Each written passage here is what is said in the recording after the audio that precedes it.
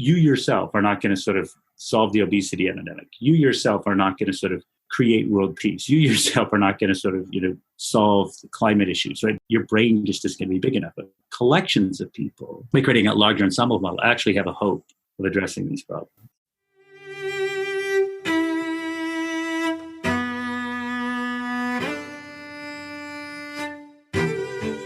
Hello and welcome. I'm Shane Parrish, and this is another episode of The Knowledge Project, which is a podcast exploring the ideas, methods, and mental models that help you learn from the best of what other people have already figured out. You can learn more and stay up to date at fs.blog/podcast. Before we get to today's guest, I get emails all the time from people saying, I never knew you had a newsletter. We do. It's called Brain Food, and it comes out every Sunday morning, usually 5:30 a.m. Eastern Time. It's short, contains our recommendations for articles we found online, books, quotes, and more. It's become one of the most popular things we've ever done. There's hundreds of thousands of subscribers, and it's free, and you can learn more at fs.blog/newsletter. That's fs.blog/newsletter. Most of the guests on this podcast, The Knowledge Project, are subscribers to the weekly email, so make sure you check it out.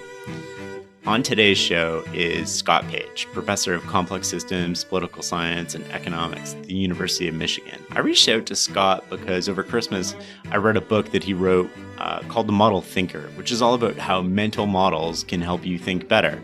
And as you can imagine, this podcast is a deep dive into mental models, thinking tools, and developing your cognitive ability.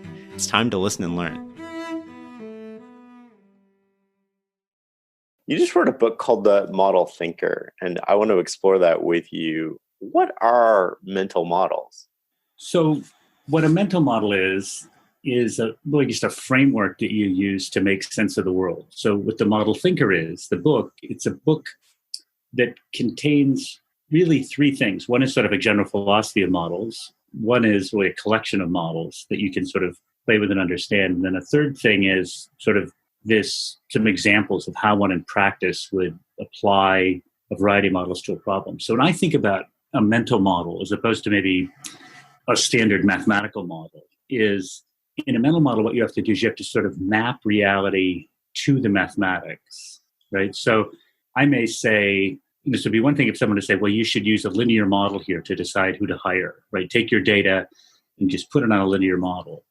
Well, the thing is, you have to decide what are the variables, right? So, because a linear model contains things like maybe grade point average, maybe work experience, maybe personality tests. So you have to think about what are the things, the variables that I use to sort of attach reality into, sort of connect reality to the sort of mathematical framework that exists out there. So what I try and do in the book, but also in my work, is think about the mathematics is beautiful because it's logical, it's right?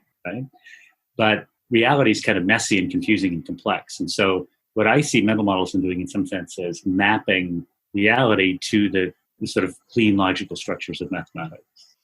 And we all have mental models, whether we're conscious about it or not.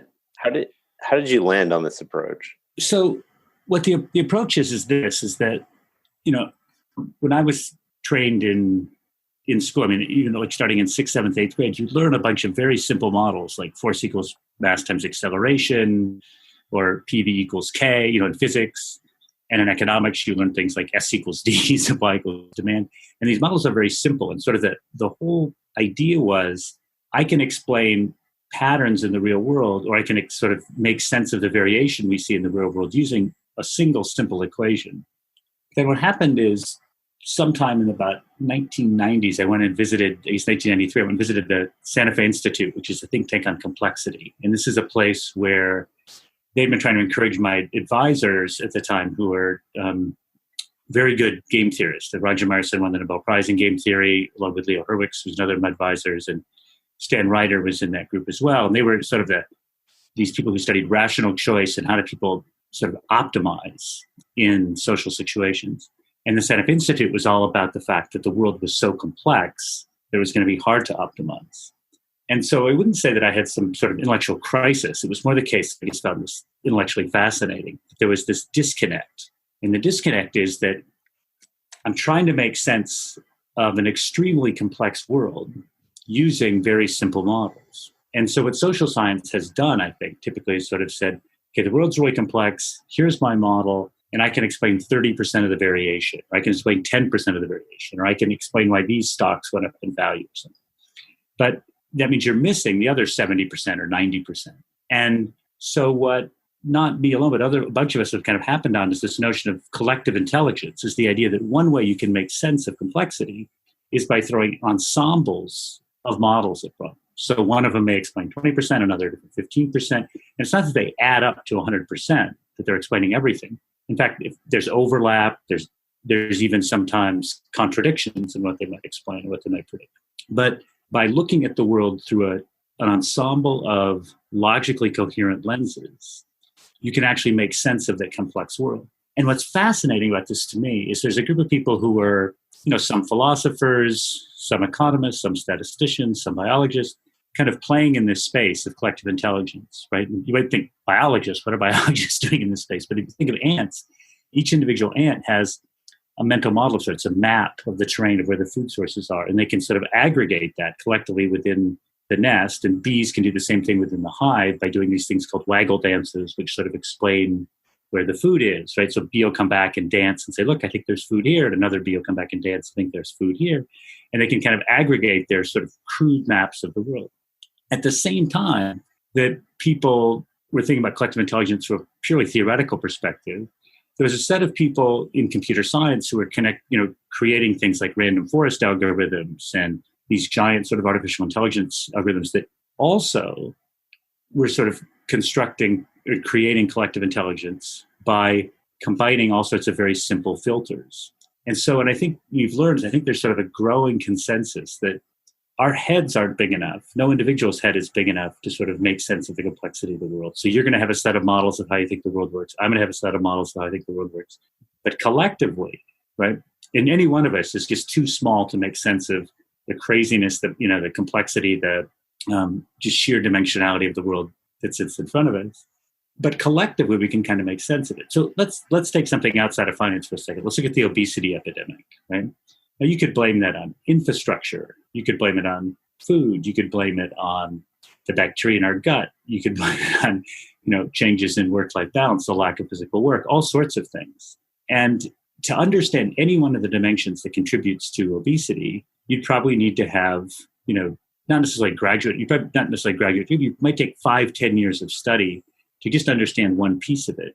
But if you tried to fix the obesity epidemic by just changing that one piece, by just sort of climbing that one little hill, you're not going to get very far because there's going to be probably systems level feedbacks. And so there's going to be no silver bullet that's going to fix something like that. But what you can do is by having a collection of people who each know kind of different parts and whose knowledge overlaps and have different kind of models of how things work, you can get a much deeper understanding, and you might be able to get just sort of, I think, a more holistic approach. And we can talk about this later. I think it leads to sort of a different way of thinking about policy when you think about going at these problems from a multiple model perspective.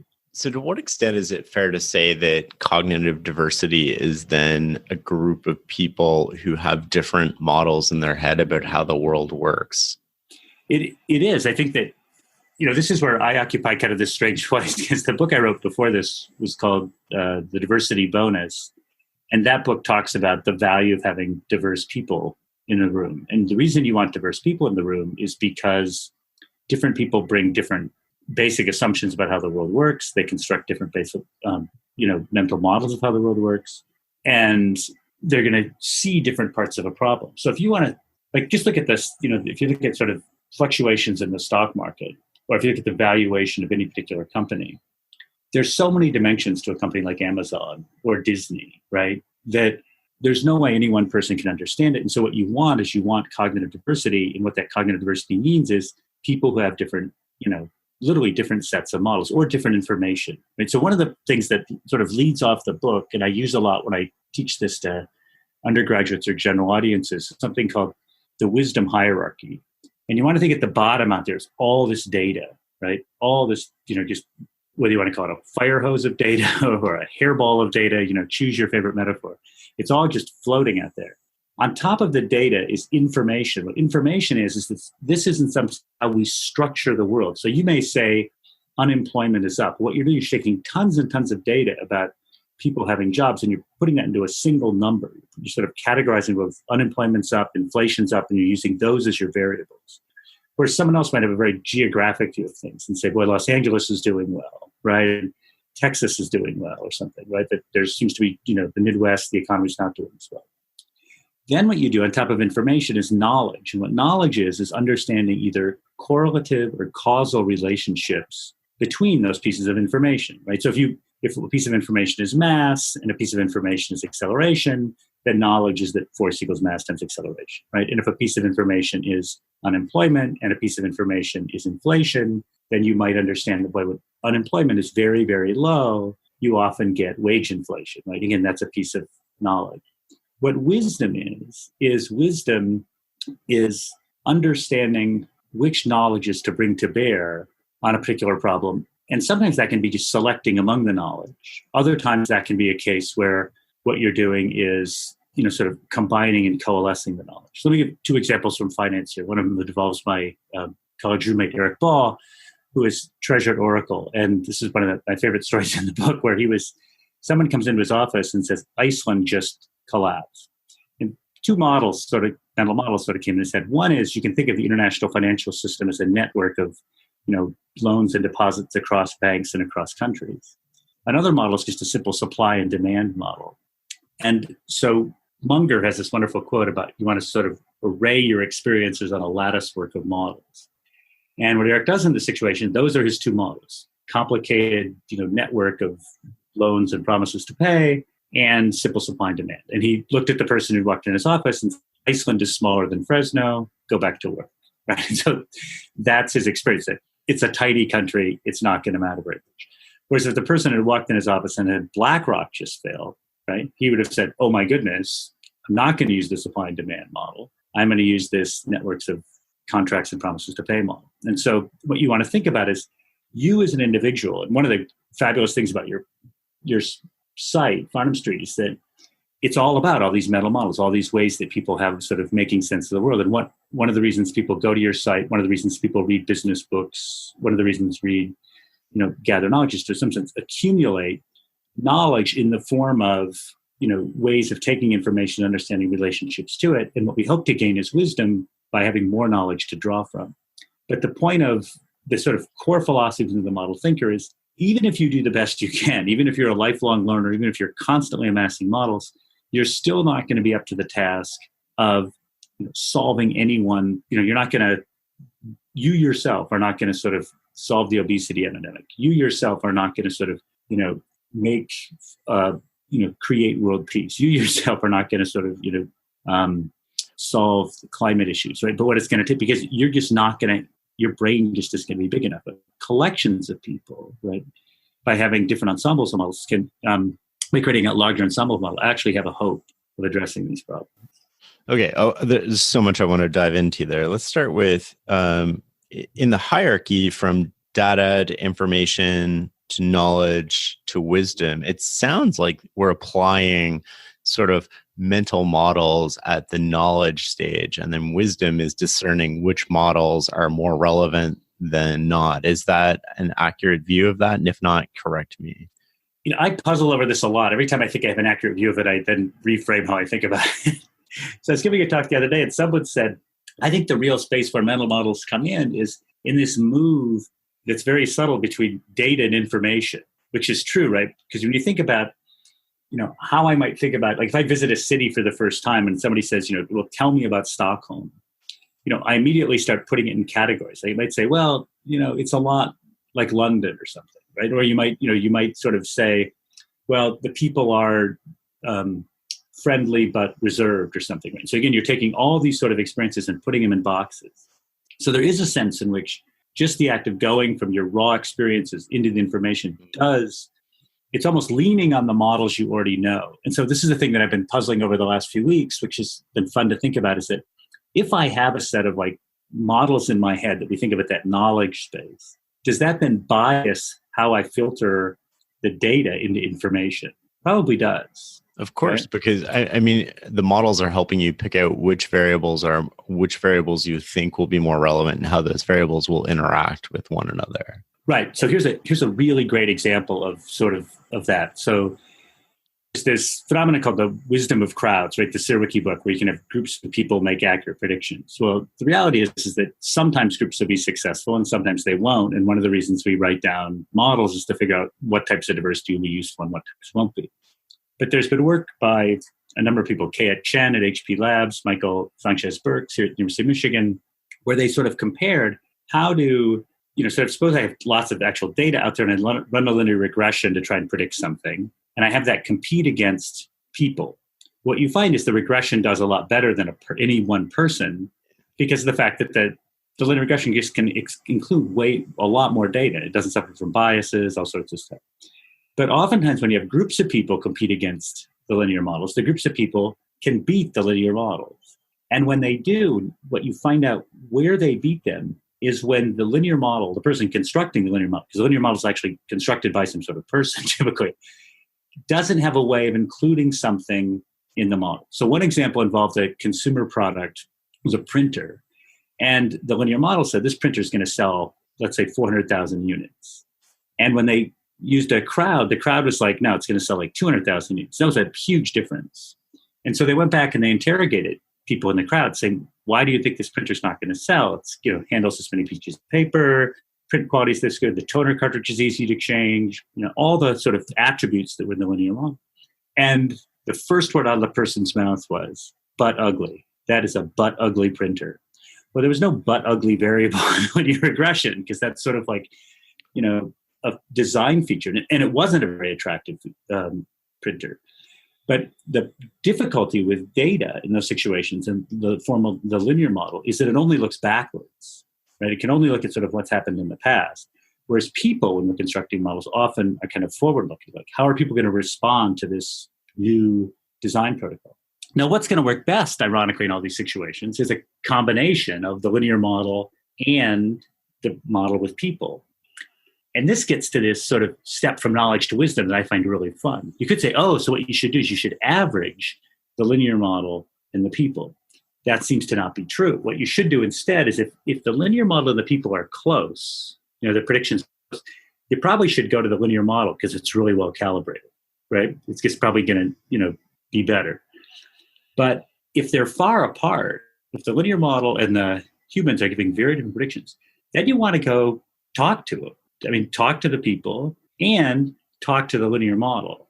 Now, you could say, how do you talk to the linear model? Well, you look and you say, what variables are in there? What variables are the people using that the linear model is not? What do the coefficients look like? Has the environment changed? Yeah, right. No, that's the key thing. Like the linear model is assuming stationarity. And what's fun, and this is like MIT just started this new school, right? This new sort of data science school, right? That they get their first I think it's the first one they started in like 30, 40 years. They raised $1 billion for this.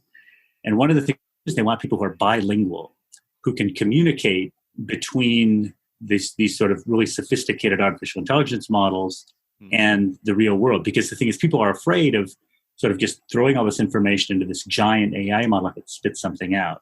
But if you're using relatively simple models, you actually can, it is easy to be bilingual. It's easy to sort of look deeply at this, whatever model you've got and say, why is the model saying this? Right? I like that a lot. I want to sort of explore something with you, which is when we're talking about models and how we apply them, whether we're applying them at the information sort of like filtering stage or data and information stage or the knowledge stage or the knowledge to wisdom stage. It seems to me like we can probably agree that the more models you have, it is a good thing in general, but only to the point where they're relevant for the specific problem that you're facing. Having extra models, if they're not useful, is not good, but the more tools you have in your toolbox, the more likely you can accommodate a wide variety of jobs. I think that's right, but I also think there becomes this interesting challenge when you think about building teams or also building your own career. So in your interview with Atul Gawande, he made this fabulous point about his method of making a contribution to the world was sort of being able to communicate across different types of people in different areas, right? So he brought sort of he'd been trained by doctors. So he had, his parents were doctors. And so he'd sort of absorbed what the medical profession was all about. But at the same time, he had this deep interest in science and this deep interest in sort of political philosophy and literature and sort of public policy. And that enabled him to fill what Ron Burt calls a structural hole, right? in terms of like there's a network of people studying medicine, there's a network of people studying sort of politics and public policy, and he can sort of stand between those two things and make sense of them. Right. So one of the things I talk about in both the diversity bonus and also in the model thinkers, you could think of yourself as like this toolbox, and you've got some capacity to accumulate tools, mental models, ways of thinking. And what you could decide to do is you could decide to go really deep. You could be the world's expert on, or one of the world experts on random forest models or Lyapunov functions, or you could be, one of the world's leading practitioners of sort of signaling models in economics. Alternatively, what you could do is you could go deep on a handful of models, right? There could be 3 or 4 things you're pretty good at. Or you could sort of be someone who, I think in the financial space, I think a lot of people who are really successful, like, Bill Miller, a friend of mine, is by having just an awareness of a whole bunch of models, right? So having 20 models that you have at your disposal that you can think about. And then when you realize like, this one may be important, then you dig a little bit deeper. But also that variety of models gives you, I think, 2 things. One is it gives you sort of a robustness that you think of in sort of a portfolio sense, that you're not going to make a mistake. But it also can give you this sort of incredible bonus in the sense that 2 models, rather than giving you the average of the performance of the 2, often give you much, much better than the average, right? You get this sort of bonus from thinking about a variety of models. And so the book, what was super fun about the book and what's been really rewarding about it is what I do is I lay out this philosophy of like, okay, this is why to confront the complexity of the modern world, you need a variety of models, right? Sort of using this data, information, knowledge, wisdom idea. Then what I do is I take what I think are, the 30 most important models that you might know: Markov models, linear models, Colonel-Blotto models, Lyapunov functions, systems dynamic models, simple signaling models from game theory, just a whole variety of these. And what was just a great exercise was, how do you write each one of these in 7 to 12 pages in a way that everybody can understand them and then use them? And that's a real challenge. And the people at Basic, Melissa Verna, who's the editor of TJ Keller was the editor of the book, but she was the person who sort of wordsmithed this with me. That was a real challenge because there were times when she would just say, no one is going to understand this. And that is a fun thing to do. Like if you pick up my book and pick up Markov models, for example, right? Markov models are these models where there's states of the world and then transitions between the states. And you read the book, it's like, about 10, 12 pages. And I think most people can understand it. And all the math is in a box. If you go to the Wikipedia page and you type in Markov models, you'll just go, wow, I should get a PhD in statistics. Like that's your only hope of understanding it. And so I think that what I'm trying to do in the book, in some sense, is the same thing that Atul's trying to do in his work life, is to say, here's a way to get kind of knee deep in these things, to understand where they work. And no one is going to master all 30 models in these books, because you could write a whole PhD on each one of them. You could write 20 PhDs on each one. But the thing is, the awareness is really useful, because you might say, this Colonel-Blotto game, or these Markov models, or these signaling models, or these power law distributions, this is really interesting to me. And then you can go a little bit deeper. And so I think that it's really meant to be, just kind of a reference in a way, but also just, sort of an awareness document where you can just sort of say, hey, wow, I was just looking, and here's a super interesting model I'd never even heard of, and it's really fun to think about. So I want to dive into some of those in a little bit, but before we get there, I want to talk a little bit more about acquiring mental models. Like, how do you pick which models to learn if you're working in an organization, or you're a student, or how would you go about having a conversation with somebody about which mental models to prioritize and why? Yeah, so I think one of the first things you want to ask is, who are the relevant actors, right? So is this a single actor who's sort of just making a decision, or is this a strategic situation where someone is taking an action and they've really got to take into account what the action is of someone else, what choice somebody else is going to take, right? So if you're thinking of what action I'm going to take in a soccer game, I'm going to take in investing, I've got to think a lot about what other people are doing. Or you might want to ask, is it the case that I'm taking some sort of action and I'm embedded in a much larger structure where things are sort of moving, and I'm taking cues from that larger social system? So suppose I'm thinking about which book do I buy? You can think of that as or which album do I download? You can think of that as it's just me making a decision, but it's not, because you're really making that within a much larger sort of social, cultural, economic milieu where you're not even maybe aware of the fact that you're drawing signals about what other people are doing, right? So you want to think about, what am I modeling? Am I modeling a person? Am I like making an individual sort of isolated choice? Am I modeling a strategic situation, or am I modeling something that's much more sort of social, ecological like that? Second thing you want to ask is, how rational is the person making the decision, with the alternative not being irrational, but the alternative being sort of rule of thumb based. So there's a guy, Gerd Gigerenzer, who's a German social scientist, and Peter Todd have this work on sort of adaptive toolboxes, which is this idea that like, I've just got a set of sort of mental models or tools, and I apply those kind of like, oh, this is problem A, I apply tool A. This is problem B, I apply tool B.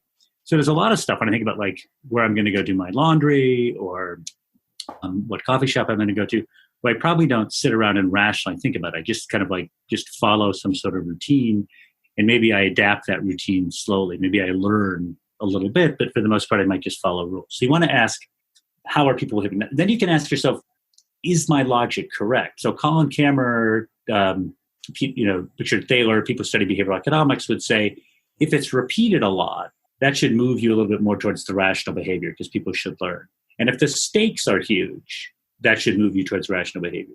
If it's being made by an organization versus an individual, that could move you in either way. if it's a big decision by an organization, you could imagine like, okay, this is going to be done rationally, right? So you have a committee of people think about it in a very careful way. But if it's some sort of standard operating procedure within a large organization, then it could be way over at the other extreme. Like, this is just how we do it. This is how we've always done it at Bain. This is how we're always going to do it at Bain. So now you've got this idea of, okay, how do I, now you're thinking about, okay, how do I model the person? Following a rule, or optimizing, or maybe suffering from some sort of, human bias if it's a human. And then, is it just a decision? Is it a game, or is it some sort of social process? So those are sort of, in some sense, the two main questions. What context is the action taking place? Who's making it? And then I think the real interesting challenge is if it's not a decision, if it's a game, or if it's some sort of social process, is making yourself really aware of the challenges of aggregation, in the sense that like oftentimes things don't add up the way they're supposed to, right? Or there can be just a fundamental paradox in the assumptions you're making. So for example, Bear Bossi has this fabulous new book out called The Formula. And in this book, The Formula, he talks about how these are the lessons for success by looking at tons and tons of data. And some of it is about some of the things we were talking about before with Gawande's. You want to like make sure you use your network really well. You want to seize opportunities, those sorts of things. But there's a circular reasoning in there that, in the sense that if everybody followed that formula, it's not clear that everybody would be successful, right? And so the thing is, oftentimes these systems can contain feedbacks within them, right, that make them logically inconsistent at the level of the whole. And in fact, his book, which is, again, it's a fabulous book. I'm not denigrating it because I think he's right. And I think if you read his book, you'll be able to be more successful. But if everybody read his book, which he would like, then people wouldn't be successful. Right. And so when you think about constructing a model, again, it depends on the context. You want to think through, is the whole thing sort of coherent? One of the things I love about duties of sort of moving, when you asked me the first question, like, what do I think of as a mental model? I think of it as, again, and I'm a real outlier here, I think of it as like a way of saying, I'm going to use this mathematical model to make sense of reality. So one of the great examples of this thing is, I think the value of the formal mathematics is Markov models. So Markov model is, there's a set of states, like you could be happy, bored, sad, whatever, and then there's transitions between those states, right? Or a market could be volatile, not volatile, whatever. And then if those transition probabilities are fixed, and if it's possible to get from any state to any other state, then that system goes to an equilibrium.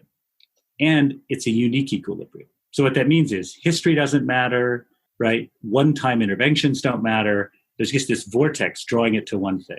What that model forces you to do then is, if you want to argue the world is complex, if you want to argue for path dependence, if you want to argue that a policy intervention is going to make a difference in some way, you then have to either be saying, I'm creating a new state that didn't exist before, or I'm fundamentally changing these transition probabilities. And so you get this idea that, and so when somebody's constructing a model, oftentimes they'll say, well, I'm a systems thinker. And then if you have them write down their model, you'll say, wait a minute, that's a Markov model. that is a unique equilibrium. Do you think your system has a unique equilibrium? And they're like, no, it's very contingent, path dependent. And then you say, okay, well, then your model's got to be wrong, right? I mean, you're missing something. There's got to be some way of changing these transition probabilities. So I think that I view it as a very deliberative process within yourself of constructing a model, right? First, you kind of ask, what is the general class of model? So there's a system, is it a decision, is it a game? And then once you write it down, then you can kind of go to the mathematics, and the mathematics will often tell you, given your assumptions, what must be true about the world. And then if it's not, you then have to kind of go back and say, well, let me rethink my model then, right? So do models become a way of surfacing assumptions? Oh, absolutely. No, I think models force you to get the logic right. They force you to sort of say, what really matters here in terms of driving people's behaviors or firms' behaviors, how do those behaviors interact, right? In terms of, how do they aggregate? And then how should people respond to that? There's a famous quote by Murray Gell-Mann where he said, imagine how hard physics would be if electrons could think, right?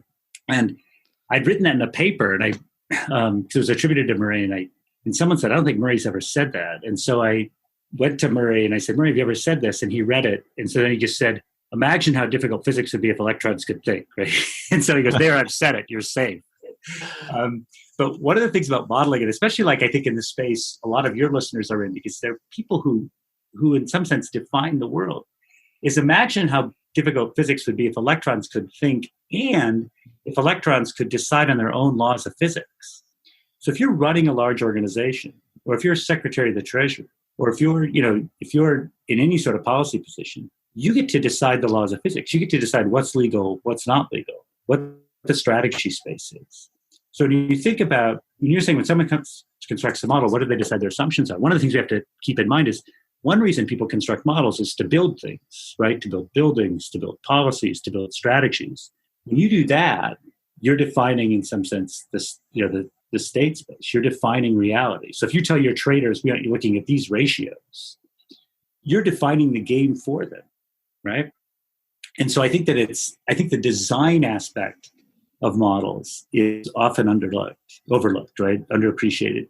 So within the field I'm in sort of in economics, political science, business, whatever, because there's so much data, there's this huge shift toward empirical research. So if you count the number of papers in the leading journals that are empirical versus theoretical, there's been this massive shift towards empirical research, which in some sense is, I applaud it. The work is much better, right? There's much more data. We can get at causality. Huge fan of it. But I think there's a cost to that, because a lot of that empirical work is doing is really nailing down exactly what's the size of this effect? What's the slope, right, of that line? What's the size of the coefficient? How significant is it, right? And so we can suss out whether improving teacher quality matters more than reducing class size, and by exactly how much, right? So that's great. I'm all for it. However, that's taking the world as it is. And one of the really cool things about models, I was trained by these people who did mechanism design, is thinking about, can we, based on our understanding of how people act, redefine the world, construct mechanisms and institutions that work better. So if you look at the American government at the moment, it's kind of a mess. Everything from sort of gerrymandering to the fact that, we have this electoral college that made a lot of sense when states are all equal sized or roughly equal sized. Now some states that are tiny and still have the same number of senators as states that have 50 times as many people. But even how we vote on things, what law, what is under the purview of Congress? Why do we have a separate, in some sense, a financial system? You think of the Federal Open Market Committee and the Federal Reserve System, that's quasi-governmental. The FDIC is quasi-governmental. But NASA and the NIH are not quite as quasi-governmental. There's a deep question about what institutions we use where that is underappreciated. So Davis, Jenna Bednar, and J.J. Prescott are running a thing in February here in Michigan called Markets, Hierarchies, Democracies, Algorithms, and Ecologies. And we're just sort of saying, look at all the stuff we have to do. We used to sort of think, okay, look, we can use markets, hierarchies, democracies, or just kind of let her go, right? You see what happens. With the roads, we just kind of let it go. You decide to go somewhere, I decide to go somewhere, and then it's a total mess for the most part, right? But when we made these decisions about where we have markets, hierarchies, and democracies, that was made in a world where there was no data, no information technology, where we were exchanging beads as opposed to sending bits through the mail. But now there's this fifth thing, right? There's these algorithms. And a lot of things can be done by algorithms as opposed to markets, hierarchies, and democracies. And there's a question, because the cost of change for all these institutions, should we be reallocating problems, right, across these different institutional forms? That's a question you can't touch really by running regressions necessarily, other than to identify the places where it's not working, right? But you can use models to help you kind of think through, what if we made this a market, right? What if we made this a democracy, right? What if we handed this off to an algorithm? Yeah, it sounds like we're using multiple models to sort of construct a more accurate view of reality. We might never ever be able to understand reality completely, but the better we understand it, the better we sort of know what to do. And yet it strikes me as odd that we're often, one of the ways that we learn to apply models unconsciously is through school. And it's usually like a single model, right? Like you're reading, you're reading a chapter in your grade 10 physics book on gravity, and then you get gravity problems. And then you know that I will apply, this equation to this problem. It's almost an algorithm, right? I know what the variables are, the school is going to give me the variables, and I'm just going to apply this. And we're taught with this sort of like one model view of the world. Why are we taught that way, and why is that wrong? I think it was right when we had a much simpler world, right? I think it was right when we thought, let's just take it in the context of a business decision. Like you might think, okay, here's how you make it a business decision. You figure out what the cost is going to be, and then you think about the net inflow of profits, right? And you think, okay, do the profits outweigh the cost, right? Do the revenues outweigh the cost, right? So is it going to be positive cash flow? Then now when you make it a business decision, there's a recognition that there's environmental impact. There's an understanding that it's going to affect your ability to attract talent, right? Because it's going to be an interesting problem. There's a question of how does it position you strategically for the long run? There's a question of what it does for your technical capacity. There's a question of what it does for your brand. And so these decisions are just so much more complex than they were. There's so much, just an increased awareness of the complexity of all these decisions, that there's no single model is going to work. So when you're in seventh grade, we're teaching you very simple things, and we're trying to teach you that there's some structure to the world. And so we want to say, look, here's the power of these physics models. They explain not only they explain things that you see every day, like why objects fall to the floor. They also sort of explain things that you wouldn't have predicted beforehand, like that two things of different weight fall to the exact same time. Or they can predict things like the existence of the planet Uranus, right, which they, they didn't know was out there, right? So I think the simple models we teach people because we thought, like Plato, it was Plato's famous quote about carving nature at its joints, right? I think there was a belief that we could carve nature at its joints, and then for each one of those little pieces, you could just sort of apply this model. And so people will sometimes say, "Oh, the many model thinker, it's like the parts of the elephant." And I'm like, no, it's almost exactly wrong, in the sense that you want each model. There is a sense in which, different models look at different parts, but you need that overlap, right? Because you can't carve nature at its joints. That's what we've learned over the last 50, 100 years, right? Is that it's complex. The world is a complex place. And so I think that the challenges to become a more nimble thinker is to be able to sort of move across these models. But at the same time, if you can't, like if that's just not your style, that doesn't mean there's no place for you in the modern economy. To the contrary, it means that maybe you should be one of those people who goes deep, right? Specialize. Yeah. So you need this weird balance of specialist, super generalist, quasi-specialist, generalist. I mean, there's even people who I've heard describe themselves as having that their human capital is in the shape of a T, right? In the sense that like there's a whole bunch of things they know a decent amount about, and then one thing they know deep. Or other people describe themselves as like the symbol for pi, right? Where there's two things they know pretty deep, not as deep as the T person, and then a range of things that sort of connect those two areas of knowledge, and then a little bit out to each side.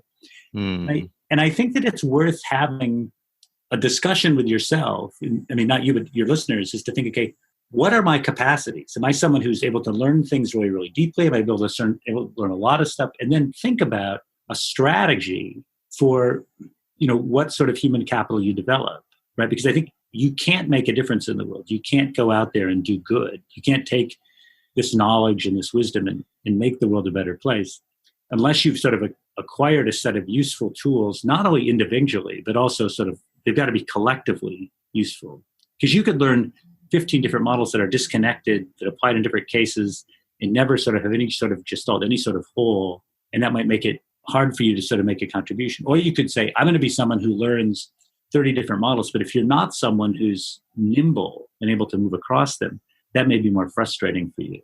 I think as we're talking, one of the things that strikes me is if you're going to prioritize which models to learn, obviously the ones in your domain or discipline, the common ones are good to have an understanding of. And then these general knowledge sort of models that apply across disciplines, because those are less likely to be, other people are less likely to bring those to the table. So you can become your own sort of, in a way, and not to the extent that other people would, but your own cognitive diversity machine, almost, if you will. How do you go about iterating these models once you have them? Like, how do you put them into use? Are you recommending a checklist sort of approach? Are you how do you mentally store them, walk through them, pick out which ones are relevant and not?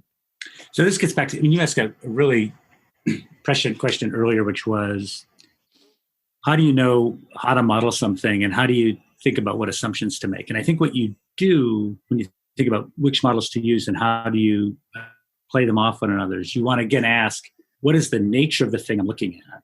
And then not so much, sort of a checklist, but you can sort of like page through the book or page through your collection of models and think which ones here might be relevant. So let me give an example that I find my students love to sit around and play with, which is there's two models that have to do with sort of competition between two high dimensional things. So one of them is a spatial model. And in the spatial model, there's an ideal point. So let's suppose that you have like your ideal burrito, which that it's like weighs about 1.5 pounds.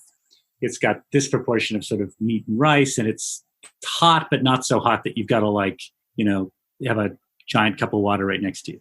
So you can think of that as a point, like sort of 4-dimensional space, right? There's a size, there's a heat, there's an amount of, beef and amount of rice or something. That's your perfect burrito.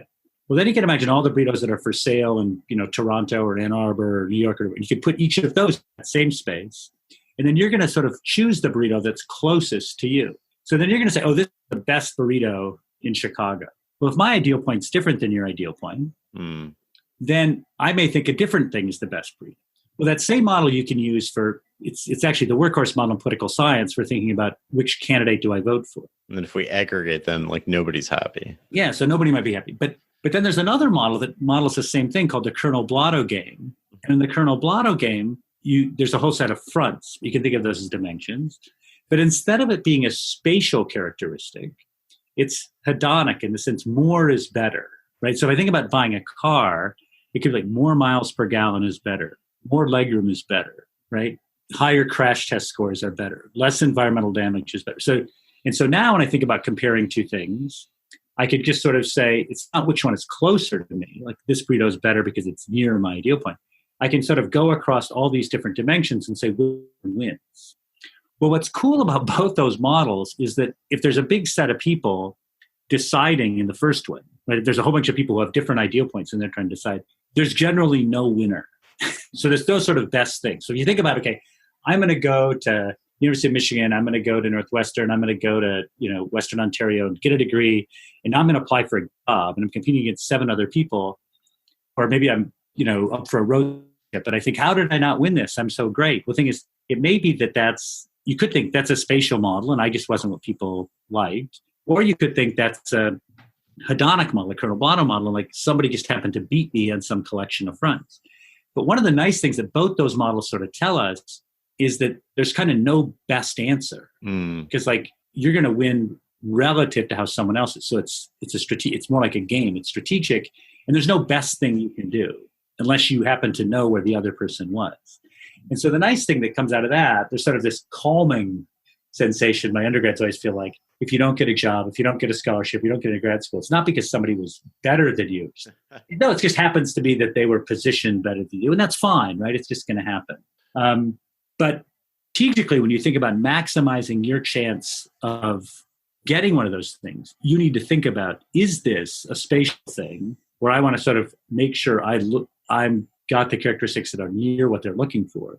Or is it hedonic where, I want to beat my competitors on as many things as possible? right? So I want to have the most undergraduate research done. I want to have the strongest letters. And a lot of things are sort of a combination of the two. But what's really useful is having both those models in your head, because what you're thinking about, and the same story if I'm an advertising firm and I'm pitching, right, an advertising plan, or if I'm trying to be a supplier to a large auto company, right, it's multidimensional competition. And so what you'd like to do is have both these models in your heads and say, let's think about this as a spatial model. Let's think about this as a purely hedonic competitive model, and think about how would we position ourselves? Where are our competitors? And it gives you, I think it's calming in a way, right? Because it gives you a way to structure your thinking. And it also lets you know that if you lose, it's not because you're necessarily worse. And if you win, it's not necessarily because you're better. So it's calming. It's also humbling, right? Because it's easy to think. One of the things I deal with a lot in trying to present diversity, the value of diversity, is people who are successful by definition have always won, and they're in power, and they think I'm good because I'm here because I'm good. And they typically are. And they tend to think they're there because they've had a lot of ability. They have a lot of ability, which means that they've got flexibility in terms of, what tools they've acquired. But the point is getting them to then recognize is for the group to be better, right? You want people with other tools, right? So it's tricky because these people think that these people in successful think also because they've won, because they're good. When in fact, maybe they've won because they just happen to have the right combinations of talents at the right time. I kind of think of that in an evolutionary sense, right? Where we have consider a gene mutation today that might be selected as valuable, but a million years ago, the same gene mutation might have been, negatively selected or filtered, if you will, because the environment has changed, the situation has changed, and we apply stories to these sort of random gyrations. And that's not to say that success is completely random, but there's an element of luck to everything. But how that's weighted varies depending on the circumstances, right? So you get into this really complicated view of the world. And I find that really interesting when we're thinking about how to learn models and how to make better decisions and how do you teach your kids about complexity? Like, how do you teach your kids, not necessarily university students, but them as well, but like, how do you teach them, hey, the world isn't really this simple place. And, here are some general thinking concepts that you need to learn about. And how do you go about instilling that in children? It's such a fascinating question. I think that especially, there's an article in the New York Times last week about how the sort of upper quintile is spending so much more money on their children than those below, with the idea of them being economically successful. So let's go back to a question you asked earlier about, like, sort of in school you learn force equals mass times acceleration. In the economy of 100 years ago, it almost depended. It depended a lot more on sort of you yourself being really, really good. Like, you're a really good lawyer, you're a really good furniture maker. Go back 200 years ago. Like, you were successful if you ran your farm well, right? So it was all about your individual ability and hard work, right? So I was reading this fabulous book called The Rise of the Meritocracy, which is an old book like from 50 years ago. So it talks about sort of like, success is intelligence plus effort, right? And it's actually where the word meritocracy came from. If you imagine the world as a collection of individual silos, and sort of the amount of grain in your silo depends on sort of how intelligent you are and how hard you work, then it is all kind of about like your ability, work hard, get A's, right, in class, develop these skills. And that's a very instrumental view of the world. But in a complex world, your ability to contribute, and again, I'm going to go back to your amazing interview with Atul Gawande. In a complex world, your ability to succeed is going to depend on you sort of filling a niche that's valuable, right? Which, as in Barabasi's book, it could be connecting things, it could be pulling resources and ideas from different places, but it's going to be filling a niche. That niche could take all sorts of different forms. And so I think when I talk to undergraduates about this, when I talk to my two sons about this, what you want to think about is finding something that combines three things. You have to really love it. You've got to, it has to be your passion, but you've got to love the practice of it. So if a great basketball player isn't someone of great ability, it's someone who loves practicing basketball. A great musician is someone, who's got some ability there, but they love practicing music. So you've really got to enjoy the practice of the thing you're doing. The second thing is you've got to have some innate ability, right? So my younger son's actually a reasonably good dancer when he was a younger kid, and there's not many adult male dancers. And the guy who runs the dance studio is that after I dropped him off one day, chased me down and said, "Is that your son?" And I said, "Yeah." And he goes, "Well, we need adult male dancers." And I said, "Yeah, that comes from the other side of the family." He says, no, it can't be. Come in. And he like watched me dance for like 30 seconds. And he's like, "You're right. It comes from the other side of the family."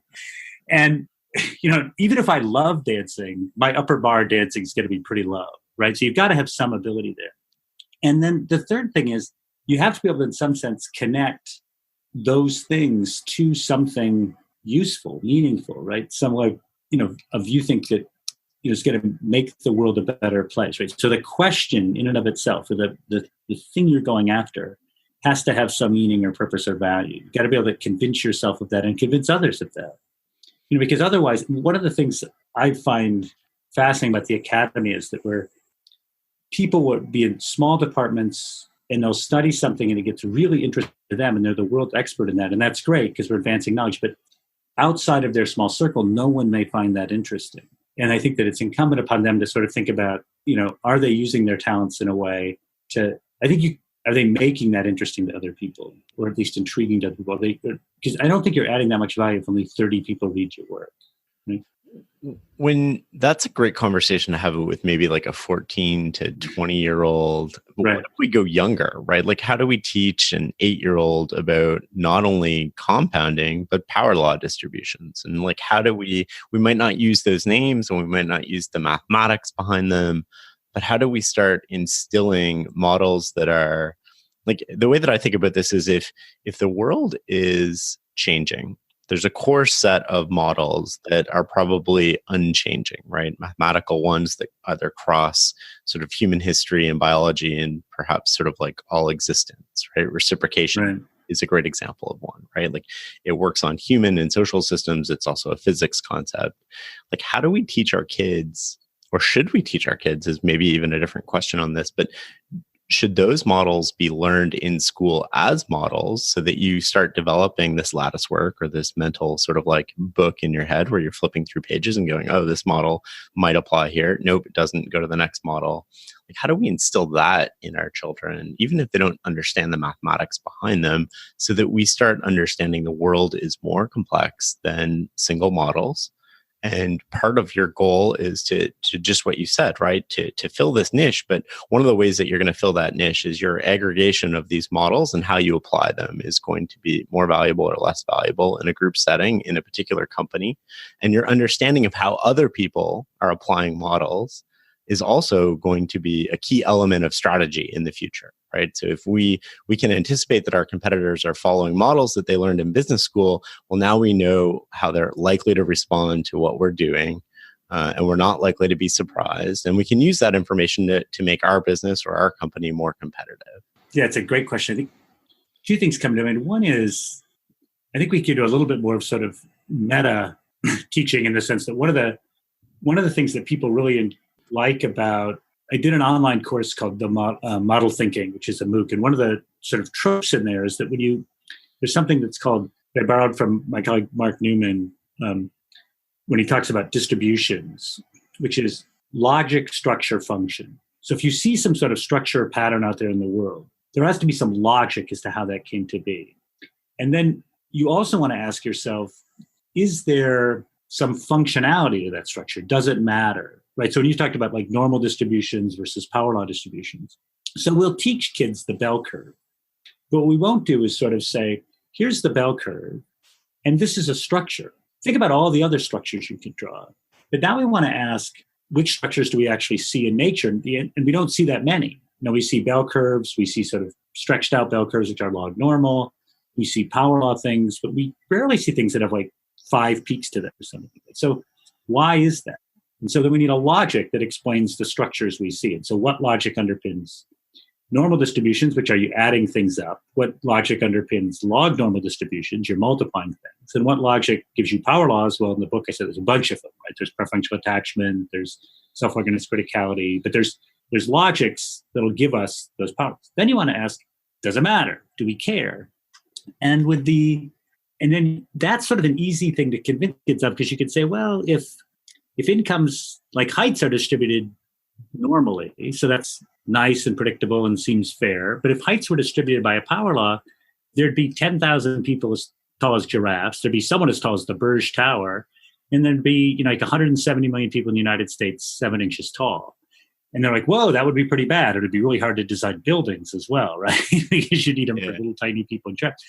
And so I think this logic, structure, function thing is really important. I think the other thing that we need to do is give them experiences of using the same broad idea across a variety of disciplines. So one of the things I took a class that I'm hoping to teach again, because the students just absolutely loved it, but it just didn't work out this year, called Collective Intelligence, where we just sort of did a whole bunch of different sort of in-class exercises to sort of explore where collective intelligence comes from. So here's one example that was just, I think, just most before we go on, what is collective intelligence? So collective intelligence is where sort of the whole is sort of smarter than any one individual in it. So you can think of that in a predictive context. This could be the wisdom of crowds sort of thing, where people guessing the weight of a steer, the crowd's guess is going to be better than the average guess of the person in it. That's just a mathematical fact.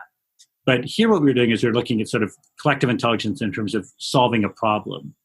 So here's the setup, really fun. I had a graduate student make up a bunch of problems defined over 100 by 100 grids. So imagine a checkerboard that's 100 by 100, and each one of those cells has a value. So one of the problems was really simple. It was like what we call a Mount Fuji problem. It was just one big peak, not necessarily right in the center. It was just kind of in the upper right. There's a huge peak, and that had the highest value, and everything kind of fell off from that. Another problem had like 5 or 6 little peaks all over the landscape, right, with one being higher. And then another one was really, really rugged. So he just created a bunch of problems, and I didn't know what they were, right? That was part of the key. No one knew what the values were. So then I created 3 teams. One team was the physicists. And what the physicists did is they got to sit around and first say, okay, which 8 points do we check?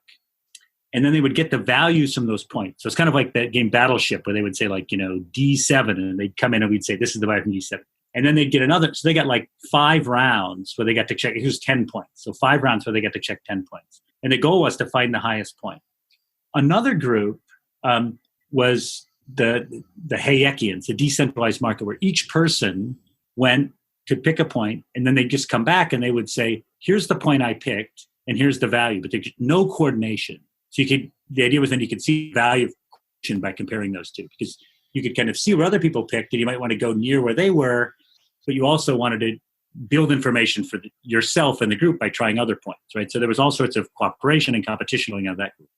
The third group was the bees. So the bees would point at a square. They couldn't give a number. Like they couldn't say, A26. They just could point somewhere on this big square, and we would approximate what we thought that was. We would show the value, and they had to go back and waggle dance, right? Now, the thing is, it turns out undergrads won't waggle. They won't like waggle dance. They're just too insecure. So we had them just dance with their hand. What they did do is they had to kind of point in the direction it was in, and then the longer they waggled, that was kind of the better the value was. Okay. And then we compared the waggle dancing bees to the Hayekians to the physicists. And on the on an easy problem and on the problem with 5 peaks, the bees did just physicists, right? In fact, on the 5 peaks, they did, ironically, just a tiny bit better than the physicists. And so we're talking about this afterwards, and someone says, well, that's because the bees can take a derivative. And everybody's like, what? He goes, well, no, to solve this, you just got to take derivatives. So they could sort of find the highest point, and then they could take derivatives because they could see who was wagging longer, right? And it was only on the really hard problem physicists did the best. And so what you learn from that is that bees, markets, and problem-solving teams are all dealing with high-dimensional problems with things that they have to solve, right? If it's not super hard and finding food isn't super hard, then bees are just as good as physicists, because it's as if they derivatives, and markets are just as good as physicists. But when it gets super hard, the market's not going to work, right? Because you need all sorts of coordination. So that's going back then to this thing we talked about before about when to use a market, when to use a democracy, when to use a hierarchy, when to just kind of let it rip. That probably depends on the difficulty of the problem. But what's cool about that, and this is where you can do things with young kids, is they see, wow, here's this idea, collective intelligence that spans disciplines. If you want to teach, so in the same class, I'll just give one more example because it was just so fun. there's this amazing game called Rush Hour. I don't know if you've ever seen it, where you have little cars and trucks and you slide them around and you got to get this red car out. So so you get the car and it gives you configuration. And these configurations are like called easy, medium, hard, and very hard or something. And what happens is, so here's the experiment I do in class. And again, the numbers are too small to say this is any sort of scientific result, but it's always worked and it's always been really fun. Is I have people play Rush Hour, and they play like an easy, a medium, a hard, and reasonably hard. And we time how long it takes them to do each one on average, right? And the harder ones take a lot longer. Then I have them write down models for how to play Rush Hour. So one model might be solve it backwards, which is think about how that car is going to get out. Another model is like get the big trucks out of the way, right? Another model is move forward, then move backwards. So, move forward as far as you can, right? And then move it backwards. And then what I do is I have another set of people read the mental models from the first set of people and then play not the same games, but different games, but of the same difficulty, and compute how long it takes them. And what happens is they're just a lot better. And what you see is that this is something where it's not tacit knowledge. It's actually learnable knowledge playing Rush Hour. What I've been struggling with, and you probably have a good idea, this is I'm trying to come up with a game where you can't, it's purely tacit. Like I can't communicate. So my friend John Milroy jokes that like this weekend he's going to read a couple books on tennis and then go become a professional tennis player. Right? You can't. Yeah. Right? So riding a bike or what? Yeah. Right. Yeah. So I'm trying to find like a really cool example to juxtapose with Rush Hour. Maybe one of your listeners will email it in. You could do it in a classroom setting, some new game, right, where people can learn it, but then there's nothing they can. It'd be nice if it didn't involve physical skills too, just mental skills. That's what makes it hard, right? So right. Are there things? It was Adam Robinson actually told me that Rush Hour was one of the best games that he knew of to teach thinking skills to young children. Oh, really? Yeah, and we spent the summer playing that this year on vacation, and we would take it. It's a great game to take to like restaurants and stuff. And my kids were at the time 8 and 9, and we would sit there for they would sit through a whole 2 hours and just play this. And it's was fascinating. I mean, and as a parent, I just promised them 30 minutes of iPad if they got through all 40 problems in like 3 weeks. And they were like, "Oh my God, this is amazing!" It's amazing how hard they'll work for that 30 minutes of iPad. That's right. Get the incentives right. No, but it is funny though how I think it's because it's a physical game. When I'm doing this in class, I'll say we have 10 minutes. Sometimes I'm just extracting the game from my students' hands, and then I'm like, look, you can take it home, bring it back the next day because it's so much fun. Let's talk about a few of the models that you have in your book before we finish up here. Can you actually, how about I'm going to mention 3 of them and you walk me through sort of how you present them and how you use them. Right. Let's start with power law distributions. Okay, so power law distributions are distributions that have, let's start with what they're not. So a normal distribution is something like human height, where the average person's 5'10", there's some people 5'8", there's some people 6 foot, and it falls off really fast. A power law distribution, most events are very, very, very small, and there's occasional, huge events. So if you look at earthquakes, there's thousands and thousands of tiny, tiny earthquakes, and there's an occasional huge earthquake. If you look at the distribution of city sizes in those countries, right, there's tons and tons of small towns. There's an occasional New York, London, Tokyo. If you look at book sales, music sales, right, most books sell 300 or 400 copies. There's occasional books that sell millions of copies. And there's a question of, what causes power laws? So unlike normal distributions, which come from just kind of adding things up or averaging things, power laws have a bunch of causes. So what I do in the book is let's go back to this logic structure function. It's a structure we see a lot, right? This long-tail distribution. The question is, what causes it? And so I talk about 3 models in the book. One is something called a preferential attachment model, where imagine things kind of like imagine that like there's a set of cities or there's a set of books, and the probability I move to a city or the probability I buy a book is proportional to the number of other people living in that city or buying that book. We can see right away there's positive feedbacks there. As more people move to New York, right? More people move to New York. Or as more people buy The Tipping Point, ironically, more people buy The Tipping Point. So The Tipping Point sells 1 million copies. There's 10 million people in New York. If nobody buys somebody's boring book, then nobody buys the boring book. But another way that power laws form is through random walk. So imagine that a firm starts by somebody, joining their firms. They start a firm, so one person. Now, suppose that they're equally likely to sort of fail or hire a second person. And then suppose they're equally likely to go back down to one person or a third person. Well, the life of that firm, the firm's going to exist as long as there's a positive number of workers. Well, if it's a completely random walk, like a coin flip, you can imagine that most firms are going to die really quickly, right? You add an employee yourself, then you fold. You add two employees, then you go down one, up one, down one, you die off. So that would say that the lifespan of firms, some of them can be really short, but if you happen to get really big, you're going to last a long time. That should be a power law. And it is. It's also true that the lifespan of species, phyla, genera in ecology, you can think of that as perfectly random, also satisfies a power law. And then a third way to get these power laws is from something called self-organized criticality. So if I drop grains of sand over a desk, eventually I get a big sand pile. And then if I look at how many grains of sand fall off the floor, most of the time when I drop a grain of sand, once the pile is formed, it'll be very few, but occasionally I'll get these giant avalanches. And so what's happening there is the system is sort of aggregating to this critical state. So think of like traffic in Los Angeles or traffic in Toronto or New York. What happens is it's self-organized to this point where cars are spaced pretty close, and all of a sudden if there's one accident, boom, there's 3-hour delays. So most of the time, things are kind of fine, but one accident can really delay things. So now what you've got is now we have a logic that explains the structure. Why does it matter? Well, it clearly matters in the case of things, if you think of things like, book sales, music sales, those sorts of things. It means that there's going to be some people who are wildly successful and a whole bunch of people who are not that successful.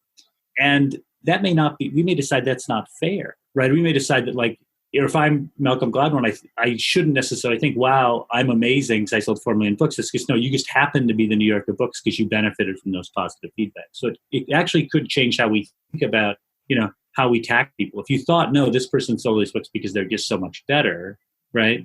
That's a very different story than if you say, no, just the natural process of people buying books leads to big winners. Then you start realizing, no, the big winners are as much luck as they are skill. That's really interesting. Let's go to the next model I want to talk about, which is something that when I was reading it in your book, I was like, oh, first year physics, which was concave and convex. Yeah. Walk me through that one. So I got these wrong on my physics. Like the first assignment, I got them mixed up, and it was hilarious. It was these memories came back. Yeah, no, this is a challenging thing because there's certain things you have to cover, otherwise it's a disservice, right? And so the basic idea of sort of linearity, right, is that something has the same slope always. So the next the next thing is worth just as much as the previous thing. And fundamental to so many models throughout the book is some assumptions of either concavity, which is sort of diminishing returns, or convexity, which is increasing returns. So we just talked about preferential attachment. That's a form of convexity. That's sort of the odds that somebody buys your book increase as more and more people buy your book. So the odds that if the first person buys The Tipping Point are low, but then the odds that the million and first buys are much higher, right? Because so many people have bought it. So convexity just means that the odds of something happening or the payoff from something increase as more people do it. So many things in the world, though, are the opposite. They're concave. So if you think about concavity means that the added value of the next thing diminishes. So for example, the next bite of chocolate cake. Yeah, the next bite of chocolate cake, the next scoop of ice cream, right? There's just diminishing returns to that. So if you think about adding workers to a firm, right? As you keep adding workers, the value to those additional workers go down. And that's true of people in teams as well, right? So when you think about, suppose I decide I've got an important decision to make, the second person is going to add a lot to the first, the third person will add a lot to the second, right? And so on. But at some point, you're just not going to add much value. And so there tends to be in sort of team performance on a specific task, a certain level of concavity. I think the challenge for me in writing that was how do you make concavity and convexity even remotely exciting, right? And because it's just kind of mainstream math, and the easiest way to teach it is almost in terms of derivative, right? So linear function has a constant derivative and a concave function, derivative falls off. But so what you do is you try and make the case that these are in some sense fundamental to not recognizing, in particular, concavity can lead to really flawed assumptions. In the 1970s, Japan had this really fast growth. And there are all these articles saying Japan's going to overtake the United States in 8 years. But the thing is, if you construct the model, you realize that as you sort of industrialize, you're going to grow pretty fast, but there's going to be diminishing returns to that industrialization. The same is true of China, right? So if you do a linear projection of China, 5 years ago, you'd have said, oh my gosh, by 2040, China's economy is going to be just enormous. But the reality is growth is going to fall off because what the model shows, in order to maintain anything even close to linear growth, you have to innovate like crazy. You have massive levels of innovation. So I think that the idea behind the concavity and convexity chapter was to try and get people to recognize that there's just diminishing returns to so many things, right? That linear thinking can be dangerous. Linear projections can be really dangerous. And the last model I want to talk about, I guess it's actually more than one model, but local interaction models. Yeah, so these are fun. These are like super fun. So local interaction models, there's some simple computer models. Not that convexity and concavity aren't fun, but they're fun for a smaller set of people, I think. So these local interaction models are models where you think of like people, first off, like maybe on a checkerboard, but eventually can put them on a network. And what you imagine is the set of things, my behavior depends on the people around me. So one of the examples, a simple example I give often is sort of like, how do you greet people, right? So do you shake hands? Do you bow? Do you fist bump, right? It doesn't matter what you do, but what you do the same thing that other people do, right? So if you go to bow and I go to shake hands, I'm going to poke your eye out. So it's not important. It's not going to work. So what you want is, these are in some sense pure, what we call in games like a pure coordination game. What I'm trying to do is I'm trying to just coordinate with the people I'm interacting with. This happens on so many dimensions. So in an earlier book I wrote called The Difference, I talk about where you store your ketchup. Like, do you store your ketchup in the fridge or do you store your ketchup in the cupboard? Again, it doesn't matter what you do. No, it does matter. Just always the fridge. Yeah, and the cupboard people think the fridge people are crazy. And once a doctor said to me, Scott, I think you may think this is funny, but you have to store ketchup in the fridge because it has vinegar in it. And I said, where do you store your vinegar? He said, in the fridge. And like the whole room is like, what are you, a crazy person? Like, you don't store vinegar in the fridge. The same is true with soy sauce. There's soy in the fridge, in the cupboard people. And it doesn't matter what you do, but whatever you do takes on a lot of importance. It defines who you are. So one of the fun things I do in class, I also talk about in the book, is you can imagine you're actually playing a whole series of local interaction models. And that collection of local interaction solutions you can think of as comprising a part of culture. So my wife, Jenna Bednar, who I mentioned before, is a political scientist. She'd have some papers on this where you can think of cultures like a set of sort of coordinated behaviors across a variety of settings. And so I'll do this in class. I'll say, okay, do people use their phones at the dinner table? Do people take their shoes off in your house? Is the TV on? Mm-hmm. Do you hug your family? Right? Just a whole set of things. And then I'll have people I have the students vote, like, using a Google form, like, which ones they do. And we sort of have like, here's the modal response across all these things. Here's the people who are correct, which are the people who do what I do, right? And I'm like, these are my people. You can move to the front and you all get A's. But the best part about teaching this is one time, this is like 10 years ago, this kid comes up after class and he goes, oh my God, this explains it. And I'm like, explains what? He's like, my girlfriend's family. And I was like, what? And he goes, everything I do, they do the opposite. And what's great about these local interaction models is that prior to that, he had thought intrinsically they were just weird people. Right. He just thought these are crazy people they have their own napkins. We have their own napkin with a napkin holder. They take their shoes off. They always have the radio out of the house. it was just a whole set of things that they did. Like they hugged each other, right? And he's like, well, they're hugging me, right? All these things that they did, he thought that they were just like part of their genetic makeup, an essential part of their character, when in fact, it was just a series of coordination problems that their family had solved, right? Yep. The other example I have in this space that was great is somebody told me this story about how at New Year's Eve one year, she'd been married into this family for 20 years. She said, look, I love the family. They're great. But I hate the boiled cabbage and beet soup on New Year's Eve. I've been 20 years in, I think I can say that. Turned out everybody hated it. And nobody mentioned it. Nobody mentioned it. And it turns out, like, I guess somebody like dead for like 15 years supposedly liked it, they think, right? Yeah. And then they decided, like, going forward, that they would make like one ceremonial beat or something. But then they had no. And so I think that, like, what you don't realize though is that you can a lot of who we are and what we do comes from these local interaction models. Now let's make this serious for a moment, away from like the ketchup and the bowing.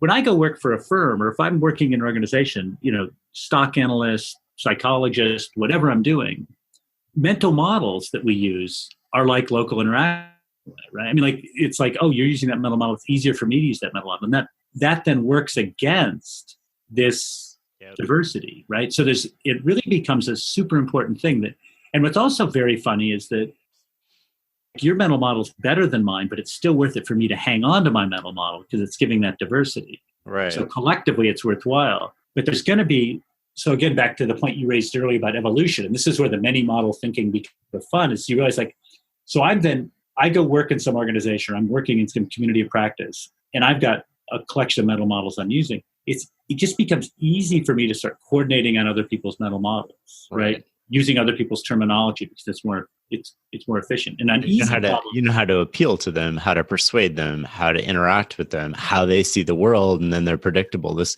kind of goes back to have you read Ender's Game? No. Oh, one of the key moments in Ender's Game is like Ender, who's this kid who ends up saving the world, totally fictional book by Orson Scott Card.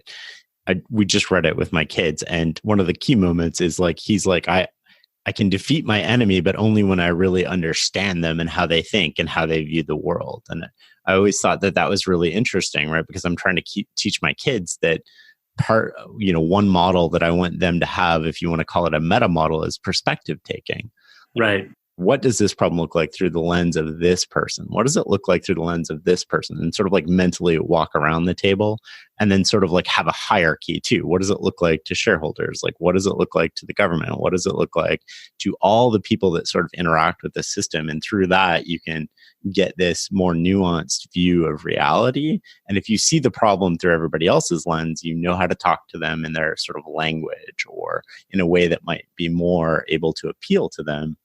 Yeah, that's such a great point, because one of the things that I struggle with in this whole space, and I think it's a good place to struggle, is as you move from sort of very formal models, like, I'm fitting, some sort of hierarchical linear model versus some like abstract perspective taking, versus sort of some notion of sort of like a disciplinary approach to a problem. So let me give a very specific example that I find cool to think about, which is the drug approval process. So if you look at a company like Gilead, Genentech, right? Somebody constructs a molecule, and then they've got to decide, okay, is this molecule something that we can use to, improve people's health? One perspective to take on that is just purely a pharmacological perspective, right? Sort of body chemistry, how does it work, right? Just pure science. But then there's also sort of a sociological perspective in terms of like, will people, how will people take this? How will this get passed on? Will it get abused? Could it be abused? What uses would it take? There's also sort of a purely almost organizational science business school perspective in terms of how do we, if it's complicated, to explain, how do we educate the doctors in terms of how to use this, right? Then there's also people who understand just the political process, which is like, what's the likelihood it'll get approved? Even if it works on all these other dimensions, can we get this through the government approval process if it's somehow something different, given that they've got boxes that they use? So what you've got is you bring all these different disciplines to bear, and you've got to, just like you're saying in this book, if I'm the CEO of Gilead and I've got to make the call, do we take this drug to market? I actually have to hire people who can take all those different perspectives, right? Otherwise, I probably won't be CEO for very long because I'm not going to do it. But then you realize, just let's make things just a tiny bit less abstract for a moment and think about traditional arguments for a liberal arts education, right? The reason you want to read literature from a whole bunch of different vantage points. So the reason you don't want to just read sort of the great man view of, Canadian history or US economic history or something like that is because there's all these other people who experienced that same thing and saw it from a very different perspective. But what's funny here is that I'm kind of making this point. When you think about many models, you could think like, I'm making this point like, oh my gosh, people should be spending more time learning technical stuff. And on the one hand, that's kind of true. People should be learning technical stuff. But the core argument I'm making is very similar to the argument that people at the other extreme are making in terms of like the reason why liberal arts education is so important is the ability to do perspective taking, right? To sort of learn to see the world through different eyes. I think where the difference is that I think I'm a pragmatist in a way, right? I mean, I just see so many opportunities, and so I feel like I'm coming at from a much more sort of pragmatic perspective in terms of going out there and making a difference in the world, as opposed to just purely appreciating all these different ways of seeing things. And the reason that distinction matters is if in literature, it could be that every perspective is worth considering, right? And engaging and thinking about, because there's no end game, ironically, given the name of the story you just mentioned. But if I'm making an investment decision, or if I'm worried about drug approval, if I'm trying to write a policy to, reduce inequality, if I'm trying to think about how do we teach people, there is an end game in a way, right? There are things we can measure. There is performance characteristics. And so it could very well be the case that you could say, I think we should think about it from this perspective, or I think we could use this model. And then we can kind of beta test that perspective in that model and think, no, we shouldn't, right? So there's a difference, I think, in the approach I'm promoting in that, yeah, you throw out a whole bunch of models, but if the spaghetti doesn't stick to the fridge, the spaghetti doesn't stick to the fridge, and you let it go, right? It may be it's probably something you keep around because there's going to be other cases where it does work. But the point is there's going to be cases where it doesn't. And so you don't want to force it. No, you don't want to. So there's a limits of inclusion, right? I mean, in the sense that like you only want to be inclusive to things that are actually going to help you to do whatever it is you're trying to do. I think that's a great place to sort of end this conversation. I feel like we could go on for another few hours. But I want to thank you so much for your time, Scott. This has been fascinating. Thanks. This was, it's really fun to have these open-ended conversations, and I really appreciate the format, as opposed to simple, answer, respond, but to give me time to elaborate on the book and what I've been thinking. Thank you. Awesome. We'll have to do part 2 at some point. Thanks. Hey guys, this is Shane again. Just a few more things before we wrap up.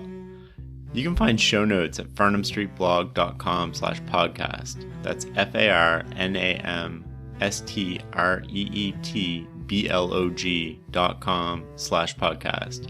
You can also find information there on how to get a transcript. And if you'd like to receive a weekly email from me filled with all sorts of brain food, go to farnamstreetblog.com/newsletter. This is all the good stuff I've found on the web that week that I've read and shared with close friends, books I'm reading, and so much more. Thank you for listening.